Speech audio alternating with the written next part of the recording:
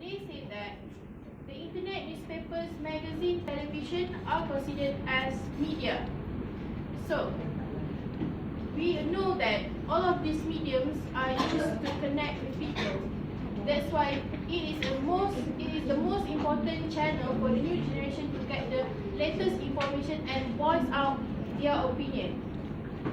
Information can be easily spread like a wildfire through social media, where people can communicate and talk about the particular topic with each other. So, do you know that easy access of the media around us can give bad influence in our society? So, Assalamualaikum warahmatullahi wabarakatuh. My name is Sarah Fatusna, and I will be persuading and convincing you today about why the government should control the media in many ways due to many cases that have happened before. So, the points that I will highlight and convince to you, the first one is to avoid false information, and then the second one is to protect national security, and the last one is to help teenagers living a healthy life. I believe some of you might not agree with this topic, but before judging on it, I hope that you should sit and listen to me and understand why the media should be protected. Okay. The first reason that I would like to highlight and to convince to you is protecting the media can avoid false information. So, as all of us know, media always publish false information which may influence readers and readers' opinions towards the subject. For example, religious views or any views about government, it can change because of the media. According to Farida, spreading of false information online is listed as top 10 trends facing the world in 2014. Okay, the best example was when our country was hit by a tragic news about the missing on MH370 in 2013. Okay, in my hands right here, there are two articles that shows how false information lead to chaos during MH370 case. Sorry.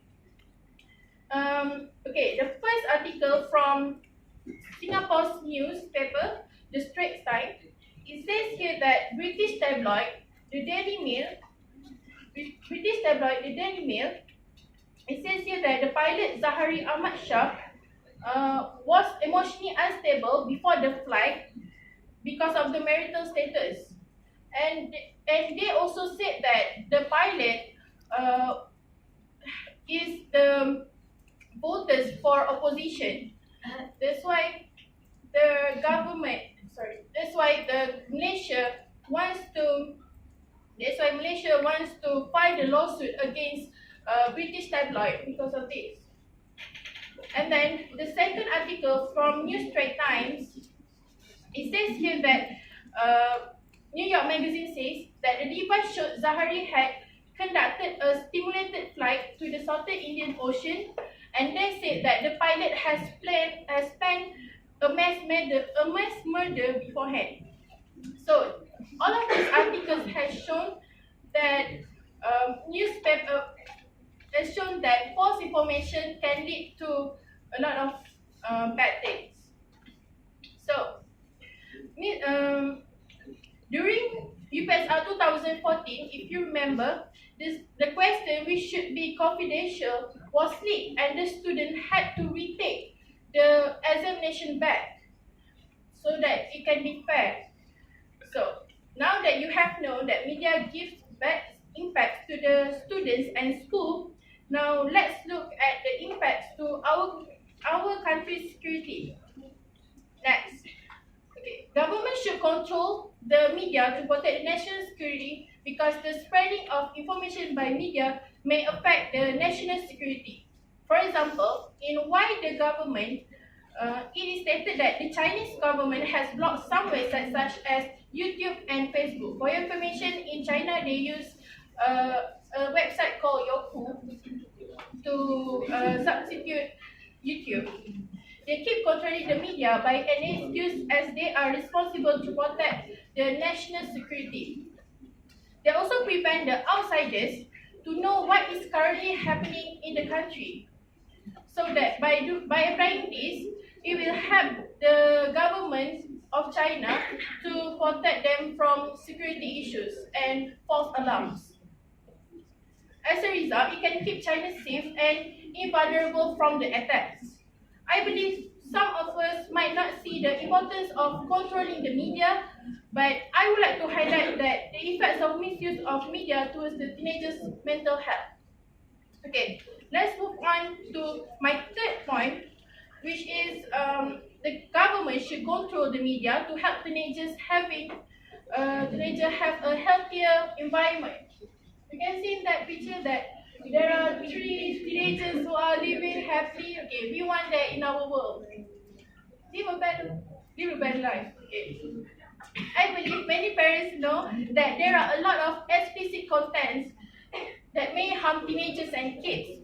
For instance, explicit content such as porn and violent videos or photos can be easily obtained from the media. In 11 pivotal pros with the access to all sorts of media, which is easier these days, younger generation can easily fall to this sort of content. As a result, some kids may act according to the media that they had watched.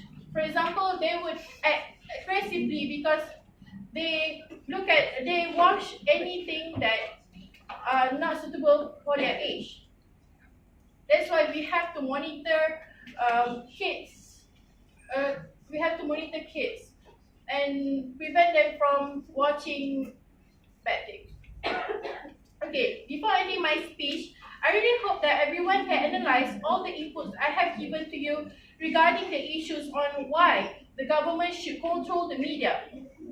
I have explained to you about how controlling the media can avoid false information, and secondly, I have explained to you that media can protect the national security, and lastly, it can help teenagers to have a healthier environment.